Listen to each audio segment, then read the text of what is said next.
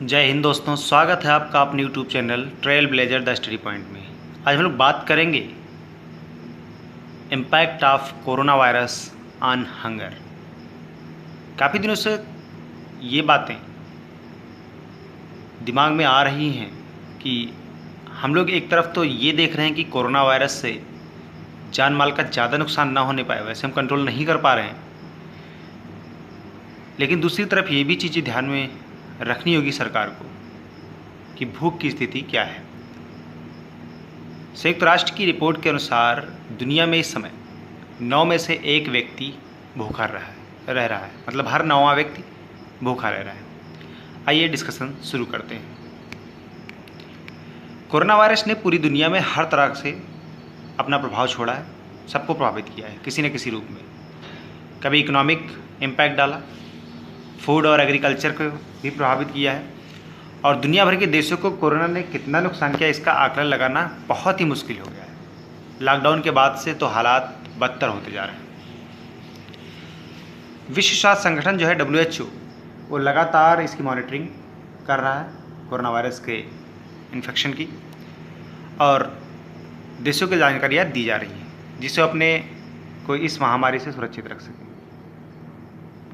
इस बीच अगर United nation की बात करें तो इनकी 5 एजेंसियों ने एक सर्वे किया है जिसमें कुछ बातें निकलकर सामने आ रही हैं, और ये कहा गया है कि दुनिया में हर 9 में से 1 आदमी भूखा रह रहा है। ये बातें गौर करने वाली हैं कि कोरोना वायरस की जो मॉर्टेलिटी रेट है वो 3.4% के आसपास है, मतलब 1000 में 34, लेकिन जो भूख की स्थिति है वह 9 में से 1 व्यक्ति भूखा रह रहा है। मैं भुखमरी से मरने की बात नहीं कर रहा हूँ, भुखमरी का इम्पैक्ट यहाँ पे स्टंटिंग और बहुत प्रकार से हो सकती है। तो उसकी बात कहने का तात्पर्य है कि कुपोषित, पूरी तरह से डाइटफुल भोजन नहीं मिल पा रही है। इसके अलावा इस साल भुखमरी का शिकार होने वालों की संख्या में भी वृद्धि हुई है और होगी अभी आगे। दूसरी तरफ अगर हम लोग सस्टेनेबल डेवलपमेंट गोल्स की बात करें तो 2016 में यूनाइटेड नेशन ने एक सस्टेनेबल डेवलपमेंट गोल दिया वर्ल्ड को, जिसमें ये कहा गया कि 2030 तक आप लोग इस गोल को अचीव करेंगे। इसमें 17 गोल्स थे जिसके अंतर्गत 169 टारगेट्स को रखा गया था। इसमें जो सेकंड गोल है उसका मतलब है जीरो हंगर, मतलब दुनिया में कोई भी व्यक्ति भूखमरी का शिकार ना रहे, उसकी बात कही गई थी। 2030 तक इसको अचीव करना था। वैसे भी ये बहुत ही दुर्लभ नज़र आ रहा था, लेकिन कोरोना वायरस के इम्पैक्ट के बाद तो ये और भी मुश्किल हो गया है। आप लोग को ये गोल्स याद होने चाहिए सारे के सारे। पहला है नो पॉवर्टी, सेकंड है जीरो हंगर, थर्ड है good health and wellbeing, fourth quality education, fifth gender equality, 6 clean water and sanitation, 7 affordable and clean energy, 8 decent work and economic growth, 9th industry innovation and infrastructure, 10th reduced inequalities, 11 sustainable cities and communities, 12 responsible consumption and production, 13 climate action, 14 life below water, 15th life on land, 16 peace, justice and strong institutions, and 17 partnership for the goals। तो ये 17 goals हैं जिसके अंतर्गत sustainable development goal को achieve करना है 2030 तक। इसमें जो सेकंड है जीरो हंगर, उसी की हम लोग आज बात कर रहे हैं। संयुक्त राष्ट्र ने कहा है कि पिछले साल भुखमरी के शिकार लोगों की संख्या में इस साल 1 करोड़ लोगों का बढ़ावा हुआ है, मतलब वृद्धि हुई है इसमें, और चेतावनी दी गई है कि कोरोना वायरस महामारी इस साल करीब 13 करोड़ अतिरिक्त लोगों को भुखमरी की ओर धकेल सकता है। अभी सोमवार को ही संयुक्त राष्ट्र की ताज़ा रिपोर्ट में यह बात बताई गई। रिपोर्ट में कहा गया है कि कोरोना वायरस महामारी के कारण हालात और ख़राब हो रहे हैं। रिपोर्ट कहती है कि करीब 9 में से 1 व्यक्ति भूखा रह रहा है। इस रिपोर्ट को बनाने वाली 5 एजेंसियां रही हैं। कौन कौन सी हैं देख लेते हैं। तो खाद्य और कृषि संगठन, अंतर्राष्ट्रीय कृषि विकास कोष, संयुक्त राष्ट्र बाल कोष, विश्व खाद्य कार्यक्रम और विश्व स्वास्थ्य संगठन, ये 5 एजेंसियों ने मिलकर इस रिपोर्ट को तैयार किया है। रिपोर्ट क्या बताती है? रिपोर्ट कहती है कि पिछले 5 सालों में भुखमरी और कुपोषण के अलग अलग रूपों के शिकार लोगों की संख्या में तेजी से वृद्धि हुई है, और कोरोना वायरस महामारी के कारण समस्या और गंभीर रूप धारण कर सकती है। एक और समस्या इन्होंने बताई वो था लोकस्ट अटैक, टिड्डी दल का आक्रमण।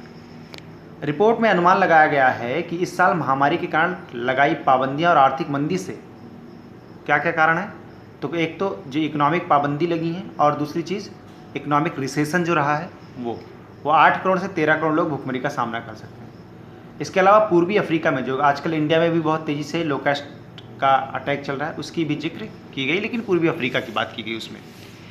यूनाइटेड नेशन की जो ताज़ा रिपोर्ट है उसमें ये बताया गया है कि साल 2019 में 69 करोड़ लोग भुखमरी का शिकार थे और 2018 की तुलना में इस संख्या में 1 करोड़ लोगों की वृद्धि हुई। 6 साल में ये संख्या 6 करोड़ बढ़ी है। दशकों तक लगातार गिरावट के बाद साल 2014 से भुखमरी के आंकड़ों में धीरे धीरे वृद्धि हुई। 2014 तक इसमें कमी हो रही थी, लेकिन 2014 के बाद से वृद्धि हो रही है। सबसे अधिक अगर देखें तो एशिया में सर्वाधिक लोग कुपोषित हैं, जिनकी संख्या लगभग 38 करोड़ है। इसके अलावा लैटिन अमेरिका और कैरिबियन क्षेत्र का नंबर आता है। रिपोर्ट में यह भी बताया गया कि भुखमरी से लड़ाई महामारी के पहले ही रुक गई थी, उससे पहले ही रोक दी गई थी। यूनाइटेड नेशन की एजेंसियों का और क्या कहती हैं, करीब 3 अरब लोगों के पास सेहतमंद आहार सुनिश्चित करने के साधन नहीं है। रिपोर्ट में कहा गया है कि इस दिशा में अधिक से अधिक कार्य करने की ज़रूरत है। उसके मुताबिक सभी लोगों की पहुंच न केवल भोजन तक होनी चाहिए बल्कि पौष्टिक खाद्य पदार्थों तक भी होनी चाहिए। भुखमरी का मतलब मैंने कहा पहले ही कि भूख से मरने से नहीं है, पौष्टिक खाद्य पदार्थों के आपूर्ति ना होने से। रिपोर्ट में यह भी निष्कर्ष करा गया है कि कोरोना वायरस महामारी के परिणाम स्वरूप खाद्य वितरण प्रणाली यानी जो आजकल पीडीएस हमारा चल रहा है वो भी बाधित हुई है, लेकिन इंडिया में काफ़ी हद तक सुधार कर लिया गया है। वन नेशन वन कार्ड के माध्यम से आजीविका को नुकसान हुआ और विदेशों में काम करने वाले अपने घर पैसे नहीं भेज पाए, जिस वजह से गरीब परिवारों को स्वस्थ आहार तक पहुंच बनाने में मुश्किल हुई है।